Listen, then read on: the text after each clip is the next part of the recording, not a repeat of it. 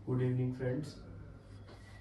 आज हम आपको बताने वाले हैं किस तरीके से ईस्ट इंडिया कंपनी ने भारतीयों को पहले आर्थिक रूप से, फिर सामाजिक रूप से सोशली, एंड देन सांस्कृतिक रूप से कल्चरली, तो उन्होंने समाज को तोड़ा है। और अब हमें कैसे एक होना है इसके बारे में हम थोड़ा सा जानेंगे। हमारे लोगों को कैसे आर्थिक रूप से बर्बाद किया है। तो सबसे पहले उनकी जो नीति थी वो थी टैक्स। बहुत ज़्यादा कर भारतीयों पर और किसानों पर उन्होंने लगाए। खेती का अधिकांश हिस्सा जो टैक्स के रूप में उन्हें ईस्ट इंडिया कंपनी को देना पड़ता था। और ईस्ट इंडिया कंपनी उस समय के राजाओं के साथ मिलकर, यानी कि जमींदारों को, राजाओं को उसका थोड़ा सा हिस्सा दे दिया करती थी। तो इसके कारण बहुत अधिक शोषण जो हमारे किसानों का और आम जनमानस का उस समय हुआ। दूसरा, जो हमारे काश्तकार थे, हस्तशिल्प जो हमारे थे, उन सभी को जो काम करना वर्जित कर दिया गया। जबरदस्ती हमारे किसानों से नील की खेती करवाई गई।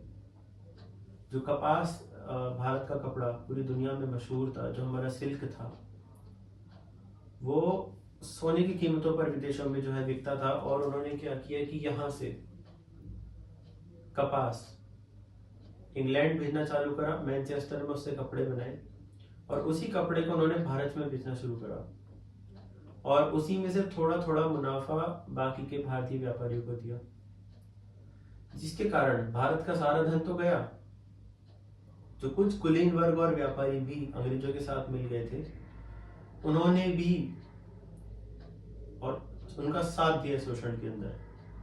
शिक्षा प्रणाली जो हमारी गुरुकुल थी, आप केरल में देखेंगे जो हमारे पुराने गुरुकुल थे, जो हमारी मार्शल आर्ट्स हुआ करती थी, कलारीपयट्टू जैसे हमारी कुछ कलाएं थी, जो कि हमारे सोशल डिफेंस और सोशल एजुकेशन के स्ट्रक्चर को मजबूत करती थी। तो ऐसी प्रणालियों को उन्होंने बंद किया ताकि हमारा सोशल डिफेंस, हमारी सोशल कल्चर हमारी खराब हो जाए, हम सांस्कृतिक रूप से टूट जाए। क्योंकि भारतीय आपस में जुड़े हैं तो वो सिर्फ उनकी संस्कृति के कारण, और जब हमारी जड़ें हमसे छूट जाएंगी तो समाज आपस में खुद ही टूट जाएगा। तो इसलिए उन्होंने हमारी मातृभाषाओं को बंद किया। अंग्रेजी पढ़ना चालू हमने भारतीयों के स्कूल में जबरदस्ती उन्होंने अंग्रेजी पढ़ाई। तो लॉर्ड मैकाले कहते हैं कि उनकी जो शिक्षा नीति थी, मैकाले एक अंग्रेज था जो भारत में शिक्षा नीति उस समय अंग्रेज सरकार में लागू करने के लिए आया था। उसने बोला कि यदि आप इन्हें अंग्रेजी पढ़ाएंगे तो शरीर से ये भारतीय होंगे, लेकिन अंदर से इनकी आत्मा जो होगी वो अंग्रेज होगी, और ये अपनी जड़ों को भूल जाएंगे, अपनी संस्कृति को भूल जाएंगे। और जब ये अपनी जड़ों को, संस्कृति को भूल जाएंगे तो ये आपस में बट जाएंगे। क्यों? क्योंकि जो इनको जोड़ने वाली एक कल्चर है, जो एक स्पिरिचुअलिटी है, जो हमारे भगवान हैं, जो हमारे स्थानीय देवी देवता हैं, हमारे रीजनल कल्चर है, डांस है, हमारे डिशेस हैं, तो वो सब इंफीरियर हमें फील हो।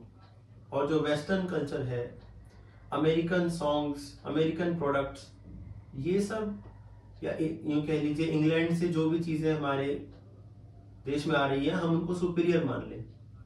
तो ऐसी सोच जब हमारी हो जाएगी तो हम मानसिक रूप से भी उनका गुलाम हो जाएंगे। और आज भी ये गुलामी की सोच हमारे दिलों में है।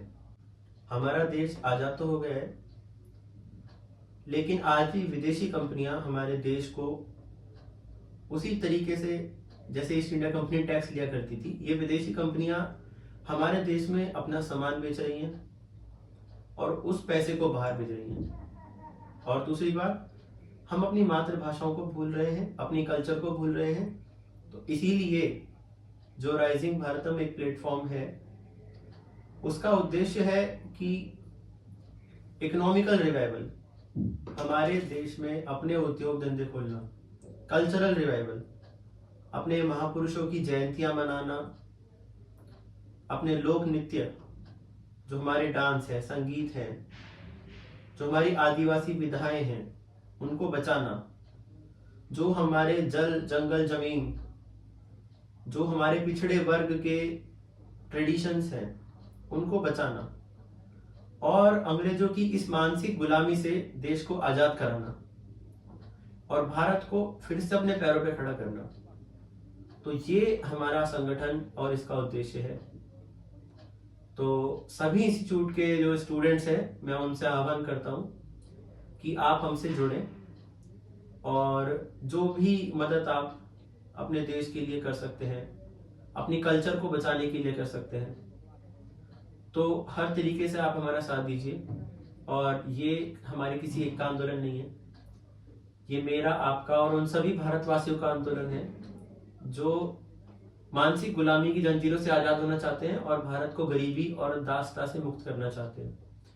जो धन हमारा विदेशों में गया है और आज भी विदेशी कंपनियां हमें लूट रही हैं, तो उन विदेशी कंपनियों की तुलना में हमें भारतीय कंपनी खड़ी करनी है। तो इस उद्देश्य से जो भी कोई लोग हमारे साथ जुड़ना चाहते हैं तो हमें हमारे साथ जुड़ सकते हैं। हमारे YouTube पर, इंस्टाग्राम पर, सभी इंस्टीट्यूट में हम व्हाट्सएप ग्रुप के माध्यम से महापुरुषों की जयंतियां, कल्चरल इवेंट्स करते हैं, आप उनसे जुड़ सकते हैं।